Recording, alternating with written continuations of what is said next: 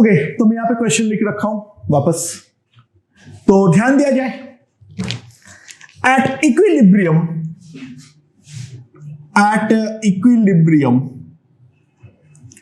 Delta G जो होगा that is equals to 0। तो मैं क्या करता हूं, यहां पर वापस एक साइकिल बनाने का ट्राई करता हूं। ध्यान देना, क्या है मेरे पास, ए सॉलिड 1 ATM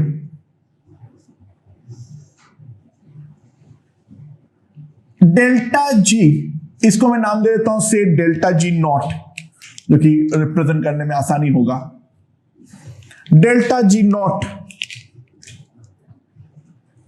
ये मेरे पास होगा बी सॉलिड 1 ATM पे। अच्छा, मोलर वॉल्यूम दे रखा है, मतलब उसको हम कांस्टेंट एज्यूम करेंगे। अब मैं ए सॉलिड को कन्वर्ट करूंगा पी ATM पे। ए सॉलिड को बी सॉलिड को मैं कन्वर्ट करूंगा अगेन पी ATM पे,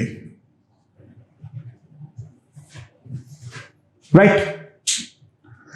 और यहां पर इक्विलिब्रियम सेट होना चाहिए, मतलब ये वाला डेल्टा जी जो है वो मेरा 0 होना चाहिए। तो इसको अगर मैं डेल्टा G1 बोलता हूं और इसको अगर मैं डेल्टा G2 बोलता हूं, तो ध्यान देना, delta G1 plus delta G plus delta G2 must be equals to delta G0, क्योंकि ये एक स्टेट फंक्शन है जिसके अंदर जो मेरा डेल्टा G है वो मेरा है 0। Now delta G1 is nothing but V of A P minus 1, मैं इसको P नॉट बोल देता हूं अभी, ये लिख सकता हूं मैं, राइट। और डेल्टा G2 अगर मैं ध्यान दूं that is VB into P not minus P, right. तो सिंपल सी बात है, अगर मैं इन दोनों को ऐड करूं, VA minus VB into P minus P naught, that must be equals to delta G naught. Now VA minus VB, VA कितना है, ऑब्वियसली पर मोल को लेके बातचीत हो रहा है, तो मैं एक ही मोल लूंगा, और एक मोल का वॉल्यूम दे रखा है 12 ml, तो 12 ml minus 10 ml into 10 to the power of minus 6, SI में करना है। P minus P naught is equals to 20 into 10 to the power 3, ये दे रखा था initially. So 2 into 10 to the power minus 6 P minus P naught, यहां पे अगर हम ध्यान दें 2 into 10 to the power 4, divide कर देते, 2 cancels, so P minus P naught is equals to 10 to the power 10 pascal. P naught का value कितना है, 1 ATM, so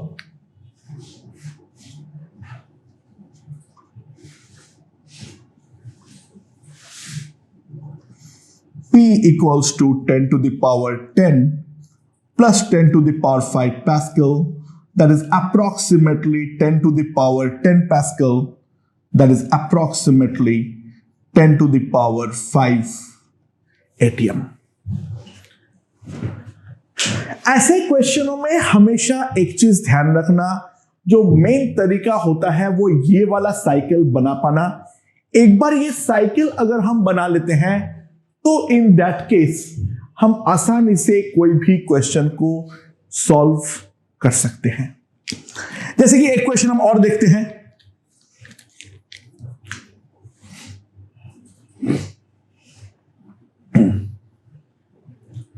calculate delta G of the process, calculate delta G of the process. क्या दे रखा है मुझे? H2O liquid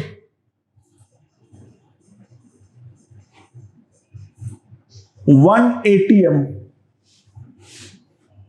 323 kelvin, इसको convert करना है H2O गैस 1 atm 373 केल्विन। ठीक है, इसे कैलकुलेशन बहुत ही टीडियस हो सकता है, लेकिन मैं कुछ बेसिक मेथड सिखाता हूं। डेल्टा H वेपोराइजेशन हमें दे रखा है किसमें? At 373 kelvin is equals to 41 kilo joule per mole, ये दे रखा है, राइट। हमें और एक चीज दे रखा है, वो है Cp H2O liquid and that is given to be equal to 75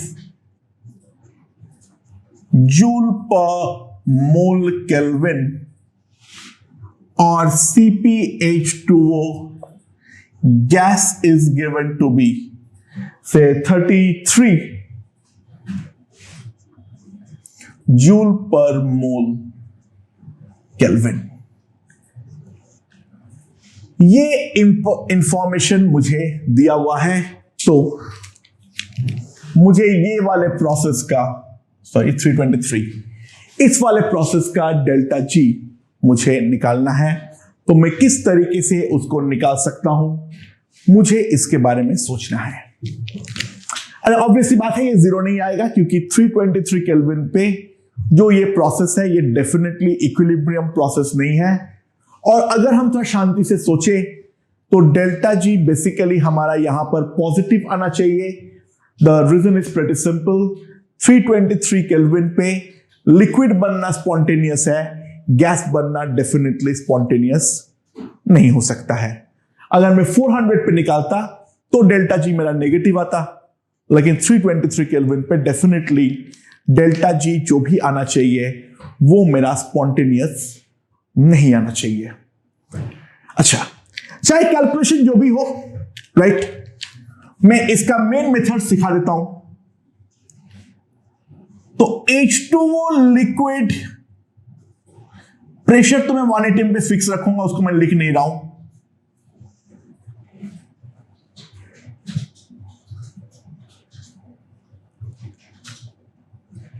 right, मुझे सब कुछ मालूम है किस पर? 373 पर। तो H2O लिक्विड 373 केल्विन, इसको मैं कन्वर्ट कर लूंगा H2O गैस 373 केल्विन, और इसको फिर मैं यहां पर कन्वर्ट कर दूंगा। अच्छा, ये वाले प्रोसेस का डेल्टा जी मुझे निकालना है, और इसका डेल्टा जी तो मुझे मालूम है, ये मेरा 0 होगा, राइट। और इसका डेल्टा G1 और इसका डेल्टा G2 अगर मैंने निकाल दिया तो ध्यान देना, delta G1 plus delta G2 that will definitely come out to be equals to क्या? Delta G, right. तो अब सवाल यहां पर यह है, जो मैं इस चीज को कैसे प्रोसीड करूंगा। ध्यान दो, इसका डेल्टा G निकालना बहुत ही ज्यादा मुश्किल है, क्योंकि यहां पर टेम्परेचर का वेरिएशन हो रहा है, और टेम्परेचर का वेरिएशन के केस में डेल्टा जी निकालना बहुत ही ज्यादा मुश्किल है, तो let's compute this circle, compute this cycle for delta G, delta H and delta S separately. हम इस साइकिल को कंप्यूट करना चाहेंगे डेल्टा एच और डेल्टा एस के लिए सेपरेटली कंप्यूट करना चाहेंगे। तो इस वाले को 1 का नाम दे देते हैं, इस वाले को नॉट का नाम दे देते हैं।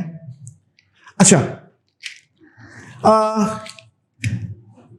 Delta H, can I say that is equals to delta H1 plus delta H0 plus delta H2। ये मेरे पास डेल्टा H आ जाएगा। नाउ डेल्टा H0 तो दे रखा है, जो भी वैल्यू है। डेल्टा H1 क्या आएगा? n तो 1 है मेरे पास, that will be simply CPL into delta T, that is 50, and delta H2 will be simply minus CPG into delta T, क्योंकि हमारा टेम्परेचर यहां पर कम हो रहा है। तो डेल्टा H मेरे पास सिंपली आ जाएगा delta H0 plus CPL minus CPG into delta T। अब यहां पे सिर्फ वैल्यू पुट करने की देर है। एक बार मैं वैल्यू पुट कर दूंगा तो मेरे पास इसका डेल्टा H का वैल्यू आ जाएगी। वैल्यू पुट करने का तकलीफ हम नहीं उठा रहे यहां पर, right.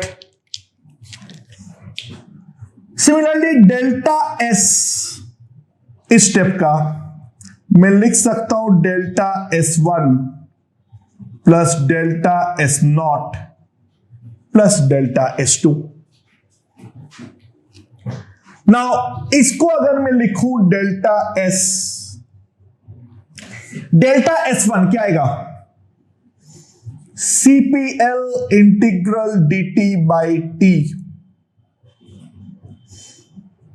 from T1 to T2, right? This is delta H fusion vaporization by 373, और ये क्या आएगा? CPG integral dt by T from T2 to T1। और ऑब्वियसली बात है, इसको अगर मैं T1 से T2 इंटीग्रेट करूंगा तो आगे मुझे माइनस साइन लगा लेना पड़ेगा। सो मेरे पास ये आ जाएगा delta S equals to delta H vaporisation by 373 plus CPL minus CPG into ln T2 by T1। समझ में आया?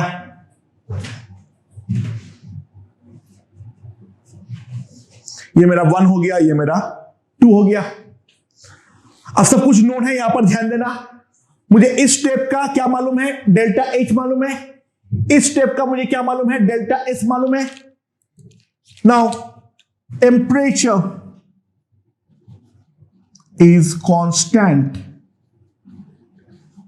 at 323 Kelvin। यहां पर टेम्परेचर तो फिक्स है, तो delta G will be simply equals to delta H minus 323 delta S। और जैसे मैं इसके सारे के सारे वैल्यूज को पुट करूंगा तो सारे के सारे वैल्यूज पुट करने पर डेल्टा G अप्रोक्सीमेटली जो आता है, it comes out to be 5.6 kilo joule per mole, जो कि हमने पहले जो प्रेडिक्ट किए थे, that is greater than 0।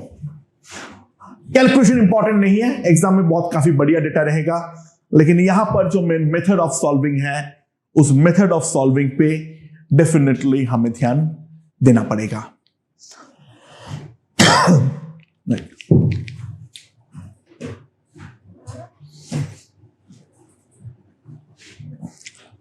Now ध्यान दो, अब हम लोग अगला एक इंपॉर्टेंट क्वेश्चन पे जाते हैं। उसमें क्या बोला है,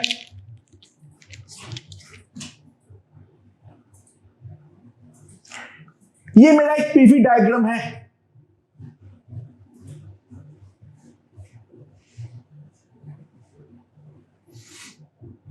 ये मेरा एक पीवी डायग्राम है, राइट।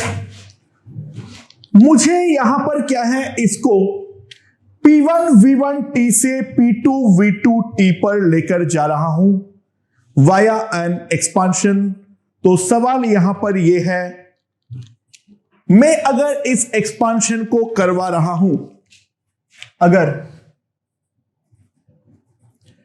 P1 V1 T से इसको मैं एक्सपांड करवा के फाइनली ले जा रहा हूं P2 V2 T पर, तो इसका क्वेश्चन यह है, पहला maximum mass that can be lifted to height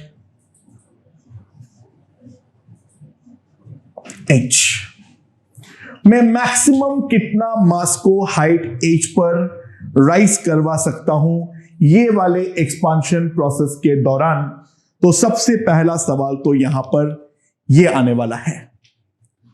अच्छा ध्यान दो, अगर प्रोसेस को मैं रिवर्सिबली करवाता हूं, अगर प्रोसेस को मैं रिवर्सिबली करवाता हूं तो ऑब्वियस सी बात है, यहां पर सिस्टम के पास कोई फ्री एनर्जी नहीं बचेगी, क्योंकि सिस्टम और सराउंडिंग में हमेशा इक्विलिब्रियम में ही रहेगा। तो अगर मुझे सिस्टम के अंदर का फ्री एनर्जी बचानी हो तो डेफिनेटली बात यह है, जो मुझे यहां पर सबसे ज्यादा बचाने के लिए मुझे इसको सिंगल स्टेप आइसोथर्मल एक्सपांशन के थ्रू ही आगे प्रोसीड करना पड़ेगा। तो this is single step isothermal expansion, right. अच्छा, कुछ दे नहीं रखा है, कांस्टेंट एक्सटर्नल प्रेशर जो है वो मैं डेफिनेटली यहां पर P2 ही लेने वाला हूं, मैं डेफिनेटली इसको P2 ही लेने वाला हूं। तो अब यहां पर हम किस तरीके से निकालेंगे, पहले उस बारे में हमें सोचना पड़ेगा, राइट। ओके, ये सिंगल स्टेप आइसोथर्मल प्रोसेस है, पहले एक बात को हम ढंग से समझ ले, राइट। अच्छा, डेल्टा W क्या होगा, मैं फिजिक्स वाला कन्वेंशन को अगर यूज कर लूं तो डेल्टा W क्या होगा, P2 इंटू डेल्टा V, तो that is P2 into V2 minus V1, right. तो सिंपल सी बात है, जो ये डेल्टा W होगा वो होगा nRT 1 minus P2 upon P1। और ध्यान देना, ये जो वर्क है यही मुझे ट्रांसफर कर देना पड़ेगा as it is to that mass small m। तो सिंपल सी बात है, this must be equals to m1 gh। तो m1 जो आएगा that will be nRT by gh 1 minus P2 upon P1। So that is the maximum mass that can be lifted to height h। Now, दूसरा question, if it is to be compressed back to initial state. If it is to be compressed back to initial state, what must be the minimum mass lowered to height h? तो obvious सी बात है, यहां पर अगर हम ध्यान दें,